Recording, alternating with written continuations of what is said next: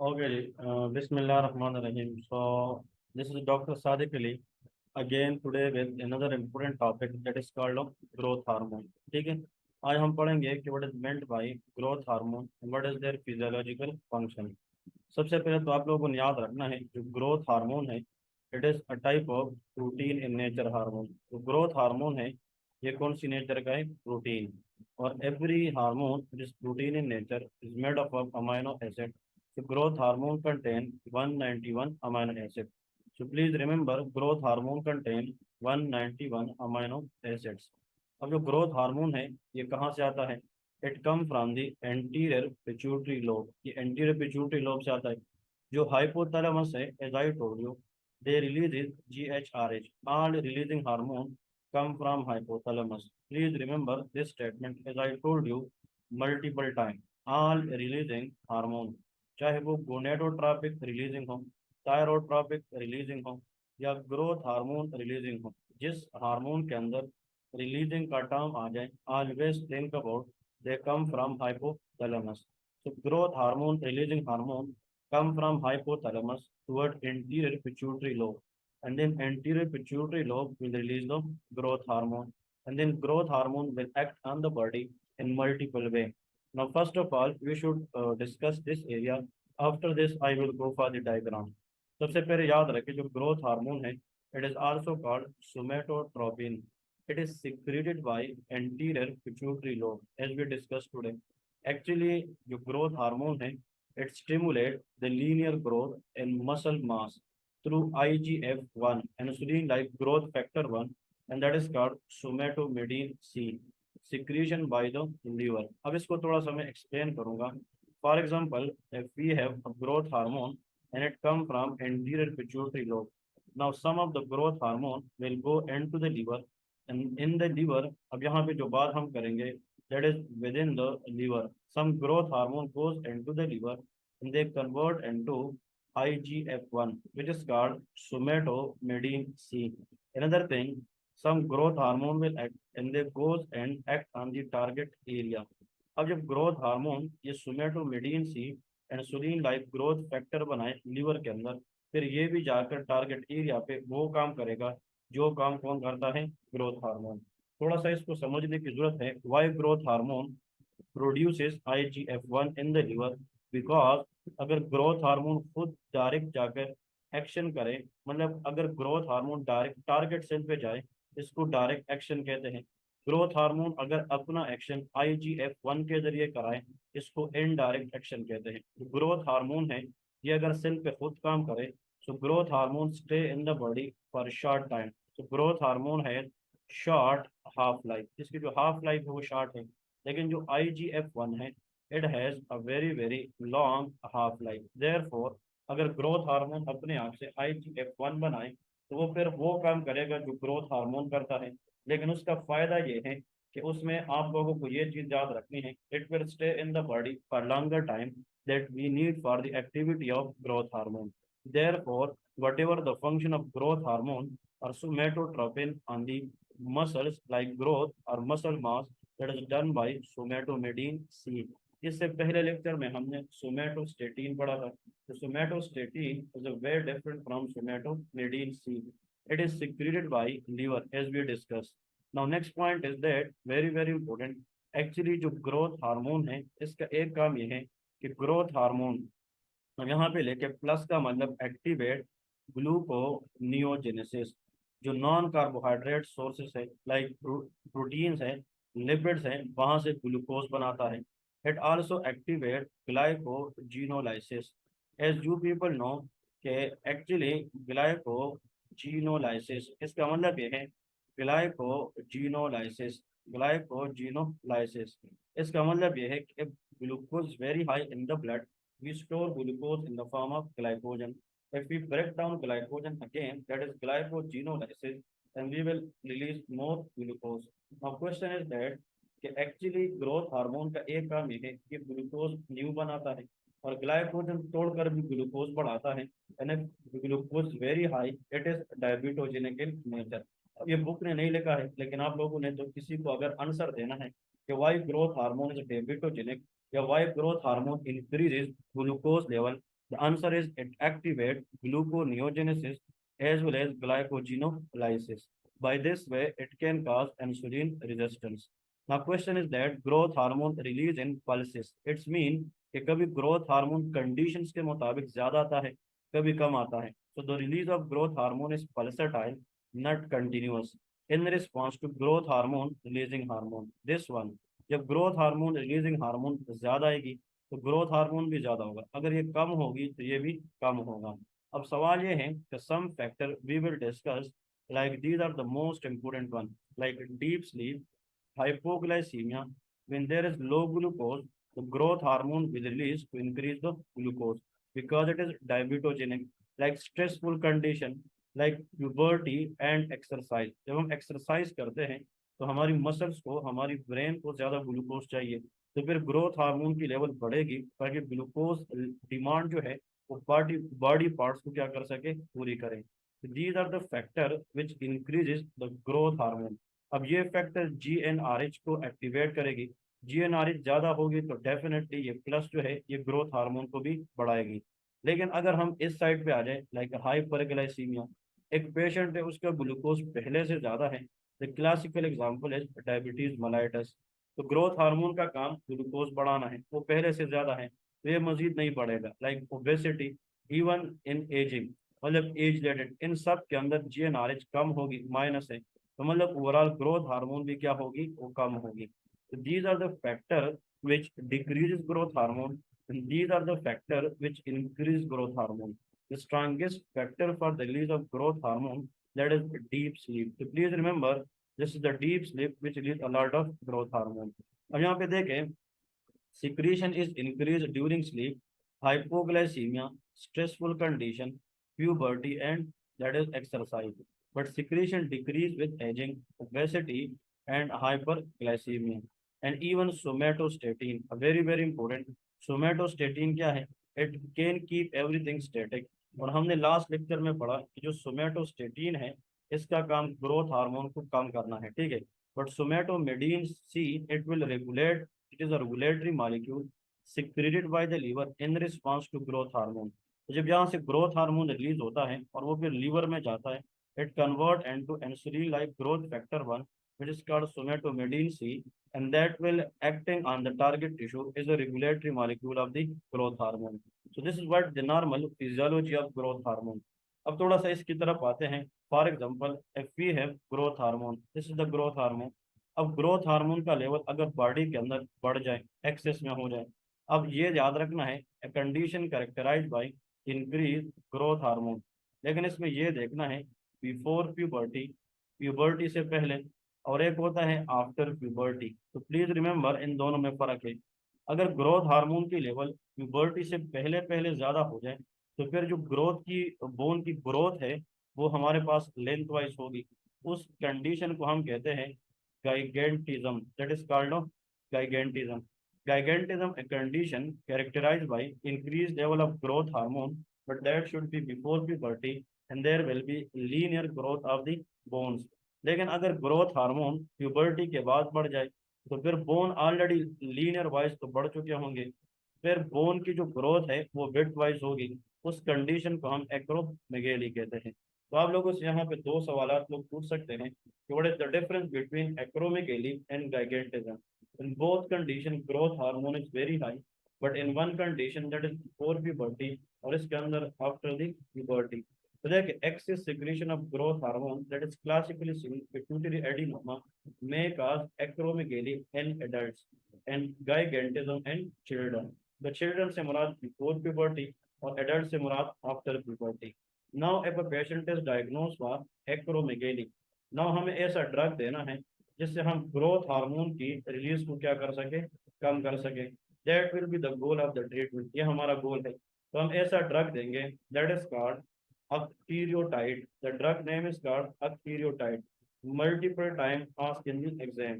Now, if the patient has acromegaly, the drug of choice to give to decrease growth hormone that is known as that is octreotide, and that is somatostatin analog, because somatostatin itself decrease the level of growth hormone. So this is what all about you people should know for the growth hormone. अब यहाँ पे थोड़ा सा इसको जनाब discuss करेंगे, इसकी जो डायग्रामेटिकल व्यू है, क्योंकि diagram is also very very important. तो डायग्राम से एक जनाब व्यू गुजारते हैं कि what is the diagrammatical view, फिर हम इंशाल्लाह इसको आगे डिस्कस करेंगे। तो देखिए डायग्राम में क्या है, यहाँ पे ऑलरेडी हम पढ़ चुके हैं, जो ऊपर थे वो स्टिमुलेटरी है, नीचे इनहिबिटरी है। अब ये अगर GH RH को मतलब ये है कि स्टिमुलेट करे या इनहिबिट करे, फॉर एग्जांपल यहाँ पे ग्रोथ हार्मोन है, या तो वो ज़्यादा आएगा मतलब ये है, या वो कम आएगा, ठीक है। अब उसमें ये है कि जो प्लस है दैट एक्टिवेटरी, और माइनस क्या है, इनहिबिटरी है। अब सवाल ये है कि जब ग्रोथ हार्मोन आ जाए, what will it will do in the body. Number one, it goes into the liver and form IGF-1, insulin like growth factor, and then it will act on the target tissue. Growth hormone help in amino acid uptake. It help in protein synthesis. It decrease glucose uptake. इसका मतलब यह है कि जो growth hormone है, ये cell को glucose जाने नहीं देता और चाहता है कि ग्लूकोज ब्लड में रहे। That is why it increase glucose level in the blood. Because of that reason, it is also diabetogenic. तो ग्लूकोनियोजेनेसिस करता है, ग्लाइकोजिनोलाइसिस करता है, और साथ में ग्लूकोज अपटेक को कम करता है। इन तीनों रीजंस की वजह से growth hormone increases blood glucose level, and it also help in the lipolysis. और लाइपोलाइसिस की वजह से जो फ्री फैटी एसिड बनेगी, वो भी ग्लूकोज फॉर्मेशन में हिस्सा लेगी। उस वजह से भी ग्लूकोनियोजेनेसिस बढ़ेगी, which can leads to increase blood glucose. Now it increase amino acid, increase protein synthesis, increase RNA DNA synthesis, increase chondroitin sulfate. This is the substance present in human cartilage which make the cartilage strong. Increase collagen. Collagen is a major protein in the vessels as well as in the skin, bones and cartilage. Increase cell size and number. So these are the very very important functions of the growth hormone. So growth hormone आप लोग को मैंने बहुत अच्छे तरीके से सिखाया। आप लोग एक दफ़ा इसको जनाब दोबारा पढ़ेंगे, that will be very very easier to understand. इसके बाद नेक्स्ट टॉपिक की तरफ आएंगे, that is known as, what answer is ADH, that is anti diuretic hormone. Anti mean against, diuretics mean urine, hormone mean a chemical messenger. तो any hormone which work against urination, that is called of ADH. It will decrease the urination by increasing retention of water, that is called of ADH. It is also known as vasopressin hormone because it act on the vessel itself. तो यहाँ पे अगर हम simply ADH के बारे में मैं आप लोग को बताता चलूँ, it act on the kidney by the help of V2 receptor। और अगर आप लोग यहाँ पे देखें blood vessel, so ADH also act on the blood vessel by the help of V1 receptor। वो किस पे काम करेगी, V1। So when ADH act on V2 in collecting ducts, it will help in the retention of water by decreasing the amount of urine। और जब वो vessel पे काम करेगी, तो इट विल कॉज वेजो कंस्ट्रक्शन। तो रिटेंशन ऑफ वाटर की वजह से उसको ADH कहा जाता है, और वेजो कंस्ट्रक्शन की वजह से इसको वेजो प्रेसिन कहा जाता है। लेकिन अब आते हैं इसकी सोर्स क्या है, ये कहाँ से आता है। It is synthesized in hypothalamus as I discuss before in the supra optic nucleus 90%, but periventricular nuclei that is 10%। लेकिन जब हम आगे ऑक्सीटोसिन पढ़ेंगे, तो ऑक्सीटोसिन फिर 90% इसमें सिंथेसाइज होगी, 10% इसमें। लेकिन if I want to remember one thing, for the synthesis of ADH, that is supra optic nucleus, that is stored and only secreted by pituitary gland। अब यहाँ से दो चीजें याद रखें, जो ADH है इसको बनाने के लिए हमेशा याद रखें supra optic nucleus is present within the hypothalamus, but when it synthesize it comes stored and secrete from the posterior pituitary. Actually function इसका ये है, number one, act on V1 receptor by causing vasoconstriction to regulate the BP। और यहाँ पे V2 पे काम करता है to retain the water, to मतलब maintain osmolarity. Primary function is serum osmolarity regulation. ADH की वजह से ऑस्मोलरिटी कम होती है और यूरिन ऑस्मोलरिटी ये ज्यादा होती है। अब इसको थोड़ा सा गौर से सुनेंगे। मैं यहाँ पे 5 सेकंड का पॉज ले रहा हूँ कि आप लोग खुद सोचे कि यहाँ पे सर क्या कहने जा रहे हैं। ADH leads to decrease serum osmolarity, but it leads to increase urine osmolarity. अब थोड़ा सा इसको देखते हैं कि ऑस्मोलरिटी का मतलब क्या है, गौर से देखें। This is water and that is called the electrolytes. Electrolyte से मुराद सोडियम, पोटाशियम, हाइड्रोजन वगैरह जो चार्ज पार्टिकल हैं। The most common electrolyte we are talking about here that is called of sodium. अब अगर एक पेशेंट है उसमें पानी की मिकदार क्या है, कम है, तो फिर पानी की मिकदार अगर कम है तो रिलेटिवली सोडियम की मिकदार क्या होगी, ज़्यादा। क्योंकि अब यहाँ पे अगर फॉर एग्जाम्पल 30 मालिक्यूल है, यहाँ पे भी 30 मालिक्यूल है, सो दिस इज कॉल्ड आइसोस्मोलर, ये दोनों सेम है। बट अगर वाटर की मालिक्यूल यहाँ पे कम हो रही है, ये 30 से जनाब 20 पे आ जाए, तो इस 20 के लिए वो नॉर्मल 30 अब क्या है, वो ज़्यादा है, क्योंकि इस 30 में कमी आ रही है, डिक्रीज वाटर है। So when water is decrease, solute will increase, osmolarity will increase. तो जब ऑस्मोलरिटी बढ़ेगी, तो hypothalamus will sense and it will release the ADH. वो क्या रिलीज करेगी, एडीएच। और जब एडीएच आके रिटेंशन ऑफ क्या करेगी, वाटर। अब आप लोग मुझे ये बताएं कि when ADH come, it will help to increase retention of water. अब आप लोग मुझे ये बताएं, जब ज्यादा वाटर बॉडी में आएगी तो सल्यूट लेवल उस पर क्या होगा, कम होगा। तो प्लाज्मा के अंदर जो सल्यूट है कम होगा, तो प्लाज्मा ऑस्मोलरिटी भी कम होगी। अब एडीएच जो है वो यूरिन की वॉल्यूम कम करेगा, तो वाटर तो बॉडी में रिटेन होगा, तो यूरिन के अंदर जो वाटर की रेशो है वो कम होगी, तो यूरिन ऑस्मोलरिटी बढ़ेगी। तो हमेशा याद रखें, एडीएच रिलीज तब होगा जब प्लाज्मा ऑस्मोलरिटी बढ़ेगी। लेकिन जब एडीएच आएगा और वो काम करेगा, it will decrease serum osmolarity, increase the urine osmolarity through aquaporin channel इंजर्शन in the urinal collecting ducts. ये क्वेश्चन एमआरसीपी के अंदर मैंने खुद फेस किया है कि ADH act on which part of the kidney, that is called collecting ducts. हम पढ़ेंगे कि किडनी के अंदर जो नेफ्रॉन है उसका एक पार्ट पीसीटी है, दूसरा जनाब लूप ऑफ हेनले है, another is DCT, another is collecting ducts, another is collecting tubules. इस तरह मुख्तलिफ पार्ट्स हैं। जिस तरह लूप ऑफ हेनले पे लूप डायग्रेटिक्स काम करते हैं, इसी तरह थायराइड डायग्रेटिक्स डीसीटी पे काम करते हैं।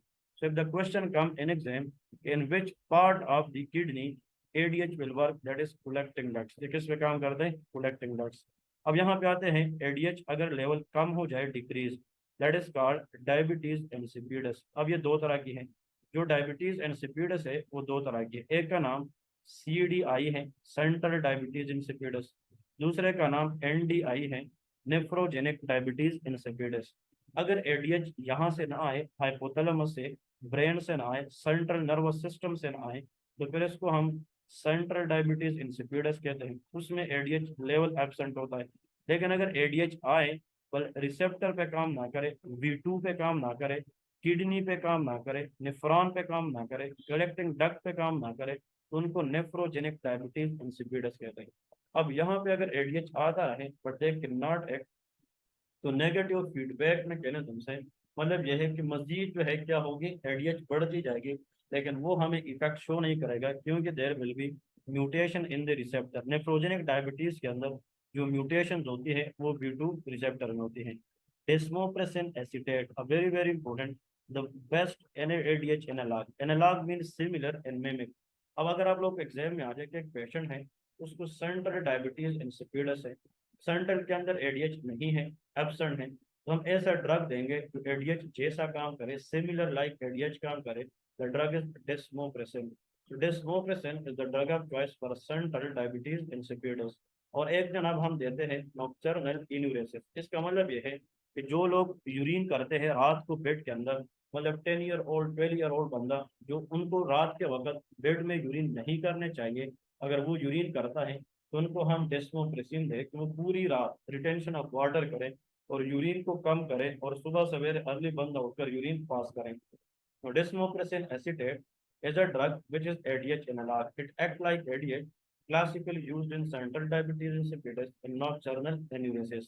अब जो वेजोप्रेसिन है ये भी एडीएच को कहते हैं, इसीलिए it is a potent vasopressor. It can cause vasoconstriction that can be used to increase organ perfusion and septic shock. क्योंकि सेप्टिक शॉक के अंदर जो ब्लड वेसल्स होते हैं, they become too much dilated. ये क्या होते हैं, डायलेट।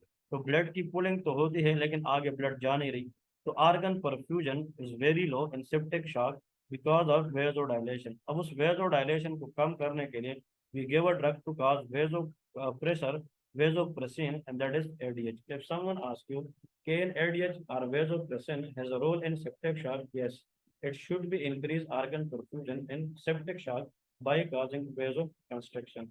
ये तो एडीएच कम की बात है। अब यहाँ पे इन लोगों ने नहीं लिखी, we will discuss that in respiratory area. But याद रखें कभी कभार एडीएच का लेवल बहुत ज़्यादा होता है, so that condition will be known as SIADH। सिर्फ नाम याद रखें, जब बाद में डिस्कस करूंगा तो फिर पता होना चाहिए syndrome inappropriate anti diuretic hormone. इसकी रेगुलेशन कब होती है? Plasma osmolarity and hypo volume में। अगर वॉल्यूम कम होगा फ्लूइड का, वो मैंने बता दिया वाटर, तो प्लाज्मा ऑस्मोलरिटी ज़्यादा होगी, एडीएच आएगा। एडीएच रिटेंशन ऑफ वाटर ज़्यादा करेगा, तो उस पर जनाब सल्यूट का लेवल कम होगा, तो प्लाज्मा ऑस्मोलरिटी कम होगी, यूरिन ऑस्मोलरिटी ज़्यादा होगी। So hope this topic makes sense. I make it very, very easy. And inshallah, once you people will go through my lecture and they just revise one time, that will more than enough to remember it easily. The next hormone, which is very, very important, that is called prolactin hormone. Very, very important. इसकी जो source है, again anterior pituitary, and it is structurally homologous to the growth hormone. जो prolactin है, ये mainly जनाब किस जैसा है? ग्रोथ हार्मोन जैसा है।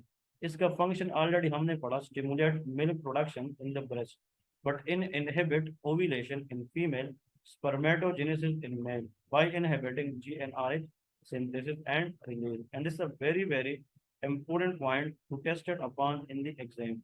Whenever prolactin level is very high in the male, the cause of infertility will be spermatogenesis inhibition. अगर स्पर्म नहीं बनेंगे, स्पर्म से कम पड़ेंगे, oligospermia, it will leads to infertility. लेकिन आप याद रखें कि GnRH है, मैं यहाँ पे लिखता हूँ GnRH, गोनेडोट्रोपिक रिलीजिंग हार्मोन। वो फिर नीचे आके गोनेडोट्रोपिक हार्मोन रिलीज करते हैं, that is called FSH and LH। जो FSH LH हैं, दे आर गोनेड्स हार्मोन। ये फीमेल के अंदर ओव्यूलेशन में, फोलिकुलर मैच्योरेशन में काम करती है। The hormone which help to mature follicle in female, that is FSH, and the hormone which help in ovulation, that is LH। अगर ओवम रिलीज ना हो जाए, there will be no fertilization. और ये जो LH है, it activate testosterone in male, help in spermatogenesis. The question is that कि यहाँ पे प्रोलैक्टिन की दो चीजें हैं, एक चीज को ये स्टिमुलेट करती है, एक चीज को ये इनहिबिट करती है। So what factor, yeah, what is the thing that is stimulated by prolactin, that is breast milk. So it help in the, as we know, it help in the milk production, and you people know that process is called lactogenesis। लेकिन इसका मसला यह है कि it inhibits spermatogenesis in male, or it inhibit ovulation in female, therefore increase the risk of infertility। Actually excessive amount of prolactin associated with decreased libido, decrease sexual drive, sexual desire, उस